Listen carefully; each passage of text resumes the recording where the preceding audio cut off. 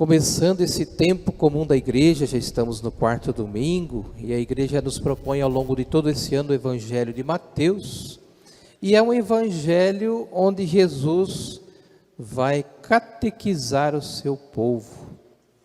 E são 5 discursos importantes nesse evangelho, são 5 grandes ensinamentos que Jesus dá. E aí hoje então ele vai falar, começando aí o Sermão da Montanha, capítulo 5 de Mateus, começa o famoso Sermão da Montanha, com as bem-aventuranças. Em Lucas, ele está na planície, e ele fala sobre felicidades, né? A palavra bem-aventurança quer dizer isso também, felizes aqueles que... Então são as bem-aventuranças propostas por Jesus para que o cristão possa segui-lo. Mas hoje a proposta de Deus, a proposta de Jesus para nós, é algo muito importante para a nossa vida. Primeira coisa, eu gostaria de fazer uma pergunta para vocês, e vocês vão responder lá no fundo do vosso coração. Eu peço até você coloque a mão assim no seu coração, e feche seus olhos, você que está em casa faça isso também. Responda essa pergunta: você é feliz? Responda isso para você: você é feliz? Ou você é infeliz? Aonde você está indo buscar a felicidade? Bom, depois então de responder para você, né? Nós vamos ouvir o que o Evangelho vai nos dizer. Aonde nós vamos buscar a felicidade? Todos nós procuramos a felicidade, não é verdade? Todos nós queremos ser felizes e queremos encontrá-la. Mas muita gente vai buscar a felicidade nas riquezas. Tem gente que gostaria de ser rico, né? Que aí, tendo muito dinheiro, eu vou ser feliz. Será que é verdade? Tem muita gente que é rico, mas é infeliz. Tem muita gente que vai buscar a felicidade no conforto. Eu vou fazer uma casa gigante, enorme, colocar um monte de sofás, colocar do bom e do melhor, né? Tudo automático, tudo eletrônico, eu quero ter o maior conforto. É bom? É. Só que traz felicidade? Não traz. Tem muita gente que tem essas coisas todas e não é feliz. Tem muita gente que vai buscar a felicidade no status. Quero ser importante, todo mundo me aplaudindo, né? Todo mundo me conhece. Será que essa pessoa é feliz? Tem muita gente que vai buscar a felicidade no status, né? Ou no poder. Chega lá, se depara com a triste realidade que não vai encontrar a felicidade. Tem muita gente que vai buscar a felicidade no prazer, nas festas, nas raves da vida, né? Nas baladas, e não pode ouvir falar que tem uma balada, uma festa que vai. E aí então vai em todas as festas possíveis. Acabou a festa, acabou a alegria. Volta para casa triste, até com ressaca, dor de cabeça. Foi apenas uma alegria passageira, né? Mas não foi a felicidade. Tem muita gente que vai buscar a felicidade nas drogas. Então se droga, fica o dia inteiro chapado, a hora que acaba o efeito da droga, fica pior. Aí tem que drogar-se mais um pouco, e aí então a droga vai acabando com a vida, com a saúde, com o dinheiro da pessoa, acaba com a família, e vai ficando cada vez mais no fundo do poço. Tem gente que vai buscar a felicidade nas bebidas, né? Nas orgias, e aí a hora que acaba também. Então, o ser humano sacrifica tudo para conseguir a alegria, a verdadeira felicidade. Só que, o que está acontecendo então? Estão indo buscar a felicidade no lugar onde ela não está, né? Estão procurando no lugar errado. Onde será que você vai encontrar a sua verdadeira felicidade? Aonde que você vai encontrar? Está mais perto do que você imagina. Está dentro de você. Deus coloca a nossa felicidade dentro de nós, e muita gente não sabe disso e vai buscar a felicidade em tantos lugares. Só vai encontrar um pouco de alegria, mas não acha a verdadeira felicidade. Então aqui, a proposta do Evangelho, no capítulo 5, ele vai mostrar felizes.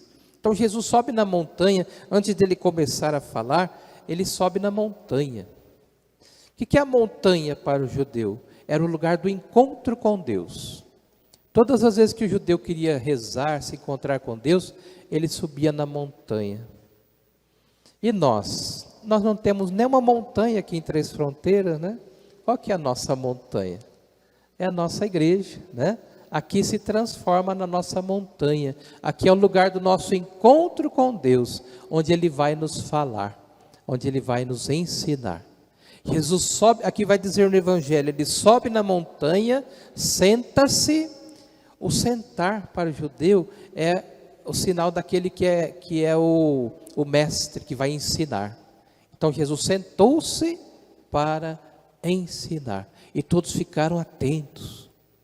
Isso é importante também. O discípulo é aquele que se coloca todo ouvidos, né? Todo atento, para não perder nada daquilo que é o ensinamento que será dado. E aí então Jesus Cristo, ele se torna o novo Moisés. Moisés sobe na montanha para pegar os 10 mandamentos, para receber de Deus os mandamentos. Jesus sobe na montanha, é a mesma montanha, é a montanha do Sinai.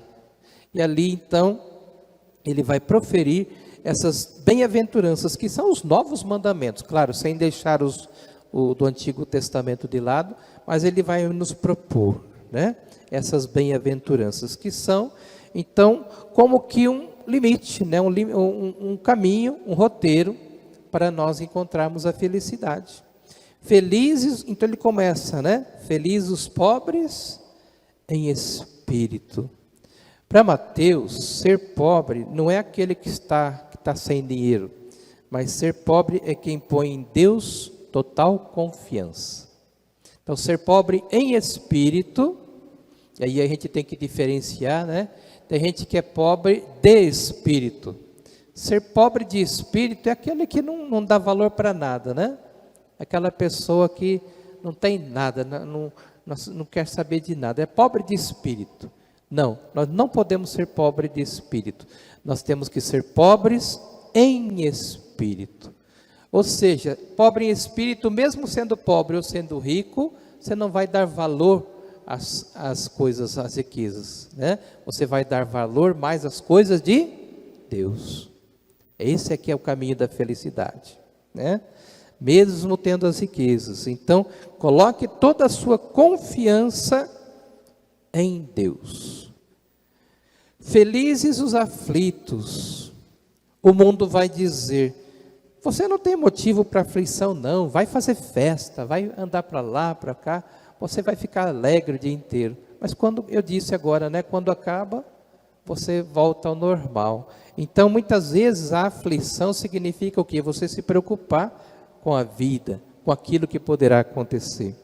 Felizes os mansos. A mansidão, gente, é algo muito importante.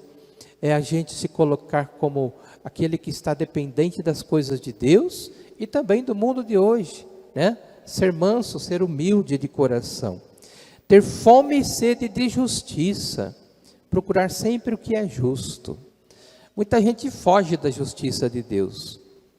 Por exemplo, tem gente que olha para os mandamentos e fala: eu não vou viver a igreja não, porque Deus fala: não matarás, não cobiçarás a mulher do próximo, não desejar as coisas alheias, que monte de não aí, e fica me proibindo de tudo. Tem gente que não participa mais por causa disso, não aceita a justiça de Deus, né? Que é justa, que é plena justiça. Então nós precisamos também, a justiça de Deus nos coloca no caminho certo. Felizes os misericordiosos, é você olhar para a realidade do outro também e sofrer junto com outra pessoa, se colocar no lugar da outra pessoa. Então você ser misericordioso é isso, é você sentir também com o outro. Porque você não é de ferro, nem a outra pessoa. Então nós temos que nos sentir no momento de alegria, mas também sentir a realidade da tristeza, saber compartilhar. Felizes os puros de coração, porque encontrarão a Deus. Felizes os que promovem a paz. Veja o mundo de hoje, quantas guerras, quanta discussão, quanta briga, né? Tudo começa por causa de um coração fechado. Então nós precisamos abrir o nosso coração, buscar a paz. E felizes os que são perseguidos por causa da justiça. E os que são perseguidos por causa de Jesus. Grande será a vossa recompensa nos céus. Então essas bem-aventuranças parecem ser muito bonitas, mas elas são exigentes. Para você conseguir a verdadeira felicidade, você tem que seguir algumas exigências. A disciplina é muito importante. Então é o caminho, é a porta estreita da qual fala o Evangelho. Porque a porta larga, né, é ótima, mas muitos entram por ela e se perdem. Então nós vemos aqui que as bem-aventuranças são 8, né? Embora pareça que são 9, mas é que a 8ª ela se desdobra em 2. Mas são 8 bem-aventuranças.